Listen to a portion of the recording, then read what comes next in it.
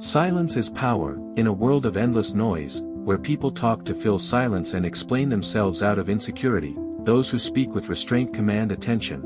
When you speak less, each word matters more.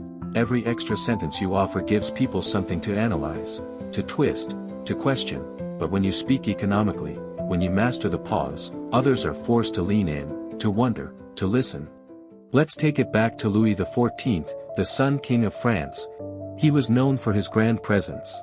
But he rarely spoke in public gatherings. When he did, his words were measured and deliberate. Courtiers would obsess over his briefest comments, trying to extract meaning, flattery, or warning.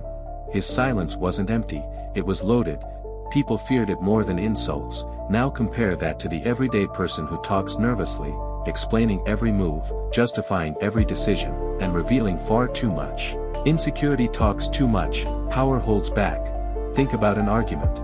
How often do we say things we later regret simply because we didn't pause? We want to defend, to clarify, to win, but sometimes, saying less is the win. When you refuse to engage in emotional escalation, when you withhold just enough to remain composed, you stay in control, not just of the moment, but of the other person's perception of you. In negotiation, this principle becomes gold. The person who talks too much gives away their limits, their needs, their fears, but the one who listens more, who lets silences sit heavy, forces the other party to fill the space, often revealing more than they should. Silence becomes a mirror in which the other person reveals themselves. The unknown has a weight that explanation never carries. People fill in the blanks with their own fears or fantasies. Say less, and they'll write the rest for you. Even in leadership, a calm, quiet leader who speaks only when needed is often more respected than the one constantly giving pep talks. Their words feel earned, not spent. This law builds mystique. The less you say, the more people wonder what you're thinking.